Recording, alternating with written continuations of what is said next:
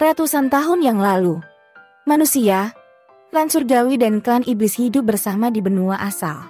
Namun, perang besar pecah antara 3 ras. Sanhei, pemimpin manusia, telah menemukan katalog metode untuk memalsukan senjata surgawi. Dengan katalog ini, Sanhei memimpin manusia untuk mengalahkan 2 klan lainnya dan mengusir mereka dari benua asal. Kedamaian itu tidak berlangsung lama. Setelah kematian Sanhei, kerajaan kemuliaan yang dulu runtuh. Berbagai kekuatan manusia jatuh ke dalam periode perang liar yang panjang untuk katalog senjata surgawi. Tetapi katalog itu hilang selama perang. Klan iblis memanfaatkan perselisihan internal manusia. Di bawah pimpinan tuan baru mereka, Fentian, pasukan iblis menyerbu benua asal dengan keras. Manusia segera kehilangan sebagian besar wilayah mereka. Pada saat itu, seorang pahlawan misterius tiba-tiba muncul di medan perang. Dengan senjata surgawi yang legendaris di tangan, dia melukai Fentian dengan parah dan memaksanya untuk mundur. Tentara manusia bersatu mengejar tentara iblis melintasi selat dan kedataran 2 alam di benua yang tenang. Sekali lagi, berbagai kekuatan manusia mulai dengan liar mencari katalog senjata surgawi. Sangat buruk. Bocah ini terlalu biasa untuk mati, dan dia akan mati dalam 2 atau 3 pukulan. Kakak Hong, apakah ini benar-benar baik-baik saja? Lagi pula, dia adalah putra paman, jika paman tahu. Seorang anak haram. Apa yang kamu takutkan? Selain itu, siapa yang tahu apa yang kita lakukan? Pergi, cepat dan tinggalkan tempat hantu ini. Di antara Tang Huan tampaknya mendengar suara kutukan dan kemudian ke telinga adalah langkah kaki kacau yang hilang. Paman, anak haram. Kata-kata ini melintas dengan bodoh di kepalanya. Dan Tang Huan tiba-tiba bangun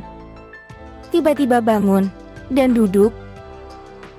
Aku masih hidup. Setelah secara tidak sadar melirik Tang Huan, dia membeku. Ini bukan kamar tidurnya yang didekorasi dengan indah, tetapi sebuah gudang yang sangat sederhana. Dia tidak berbaring di tempat tidur ukiran kayu yang sudah dikenal, tetapi di tanah yang kotor. Di sekelilingnya, dinding pahatan hitam yang disambung dengan papan kayu penuh dengan berbagai senjata seperti pisau, senjata, pedang, dan tongkat. Di sisi gudang, ada hal yang mirip dengan kompor, belau, dan dermaga besi. Selain itu, ada beberapa palu besar dan kecil. Sepintas lalu Tang Huan mengakui bahwa ini harus menjadi bengkel. Aku pingsan saat melemparkan pedang di bengkel. Jika dia diselamatkan, dia tidak akan berada di rumah tetapi di rumah sakit setelah bangun tidur. Bagaimana dia bisa tampil dalam bengkel seperti itu? Tang Huan tidak bisa membantu tetapi mulai mengingat adegan pada waktu itu. Tetapi kepalanya tampak meledak dengan rasa sakit. Pada saat ini, informasi yang tak terhitung jumlahnya muncul dari pikirannya. Hah, dengan erangan di mulutnya, Tang Huan tidak bisa menahan kepalanya. Wajahnya berangsur-angsur pucat. Saya tidak tahu berapa lama, tetapi ekspresi Tang Huan akhirnya membaik. Tetapi ia menatap seperti hantu. Mulutnya sedikit terbuka, dan wajahnya penuh keajaiban. Kemuliaan benua. Setelah beberapa lama, Tang Huan kembali kepada Tuhan, mengatakan sesuatu dengan luar biasa. Dia awalnya adalah seorang pendekar pedang dan berusia kurang dari 30 tahun. Dan dia telah mendapatkan reputasi terkenal di dunia. Setiap pedang buatan tangan memiliki harga lebih dari 1 juta, dan persediaannya masih terbatas. Namun, Tang Huan tidak puas. Dia ingin menempa pedang yang tiada taranya seperti usus ikan purba dan salamander raksasa. Maka ia mulai berkonsultasi dengan berbagai klasik kuno dan mempelajari pembuatan pedang kuno. Kungfu layak dirawat, dan pada akhirnya benar-benar memungkinkan untuk menemukan tungku penempaan pedang dan metode pembuatan pedang yang aneh. Ketika Tang Huan memenangkan harta itu, dia segera mencoba. Pada awalnya semuanya berjalan lancar. Tetapi ketika pedang akan dilepaskan, kecelakaan terjadi. Menurut metode pembuatan pedang, darah pembuat pedang harus digunakan sebagai panduan untuk memberikan spiritualitas pedang yang sebenarnya. Bukan hanya senjata dingin. Tentu saja, Tang Huan tidak akan menahan darah itu. Apa yang tidak dia duga adalah ketika dia meneteskan darahnya sendiri ke tungku penempaan pedang itu seperti serigala lapar yang lapar, mati-matian menghisap darahnya. Tak lama, Tang Huan benar-benar tidak sadar. Ketika dia bangun, dia datang ke tempat ini yang disebut daratan kemuliaan, dan ada kenangan lain di kepalanya. Orang yang mengenang itu juga bernama Tang Huan. Dia berusia 16 tahun dan merupakan anak haram dari pemilik keluarga Tang di kota yang marah ini. Ibunya adalah keponakan dari keluarga Tang. Dia dilahirkan seperti bunga. Dia dianggap oleh pemilik keluarga Tang. Setelah hamil, dia tidak ditoleransi oleh istri keluarga itu. Dia dengan cepat diusir. Pandai besi menyimpannya. Dia hanya sedikit masuk akal. Ibunya telah meninggal. Dan dia telah hidup dengan pandai besi tua sejak itu. Dan dia belajar kerajinan menempa dengan pandai besi tua. Orang-orang di sini bisa berlatih. Tang Huan cukup terkejut. Dalam ingatan Tang Huan muda, manusia di dunia ini dapat menghasilkan vitalitas di tubuh mereka setelah berlatih. Hanya orang semacam itu yang dapat memiliki kesempatan untuk menjadi penyuling yang disegani dan menempa senjata yang benar-benar kuat. Pandai besi tua, misalnya, dikatakan penyuling tingkat rendah.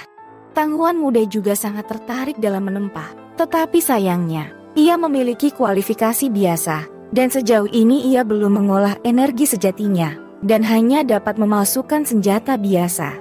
Bulan lalu, pandai besi tua itu pergi dengan tiba-tiba. Tetapi belum kembali. Remaja itu duduk di pegunungan dan tidak punya pilihan selain mengambil beberapa senjata untuk dijual. Dalam perjalanan ke pasar, ia secara tidak sengaja bertemu dengan beberapa anak dari keluarga Tang yang mengalami konflik dan kehilangan nyawanya. Kemudian ia dilemparkan kembali ke bengkel. Anak ini sudah mati.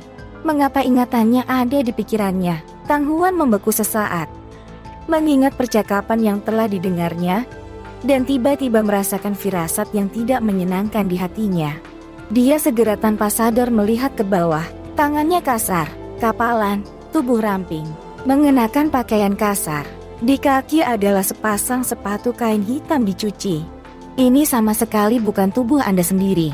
Tang kaget nyeri, melompat tiba-tiba, dan terus melihat sekeliling. Beberapa saat kemudian, Tang Huan berdiri di depan cermin perunggu dan memandangi fitur wajah aneh di dalamnya. Tetapi dengan kulit aneh dengan kulit perunggu, seperti ayam. Sekarang dia akhirnya menyadari satu hal. Pria di bumi sudah mati, tetapi jiwanya entah bagaimana datang ke tubuh Tang Huan muda, yang baru saja meninggal di daratan Nulangsing yang mulia, dan menerima ingatannya. Untuk waktu yang lama, Tang Huan terbangun seperti mimpi, dan senyum pahit muncul di wajahnya. Sepertinya saya tidak bisa kembali lagi. Dalam dunia, tanpa ponsel, komputer, TV, dan mobil, saya bertanya-tanya apakah saya bisa hidup. Tapi itu saja untuk saat ini, dan dendam tidak ada gunanya. Juga, ketika datang, biarkan saja. Tang Huan mengambil napas dalam-dalam dan akhirnya menerima ketidakberdayaan. Namun, jika dia ingin hidup lebih baik di dunia ini, dia harus memiliki kekuatan yang kuat. Jika tidak, dia akan menjadi seperti bocah itu. Bahkan jika dia dibunuh oleh anak-anak keluarga Tang, tidak ada yang akan diadili untuk itu. Kultivasi, hanya kultivasi yang dapat memiliki kekuatan untuk melindungi diri Anda sendiri. Dan hanya kultivasi yang dapat menjadi penyuling terkemuka. Jika tidak, Anda hanya dapat diganggu. Memori Tang Huan melalui denyut nadi. Setelah beberapa saat, Tang Huan menemukan jenis latihan yang diajarkan oleh pandai besi tua. Tong Mai Hualing Jue ini dikatakan sebagai metode entry tingkat rendah yang sangat bagus. Ada 9 denyut roh dalam tubuh manusia.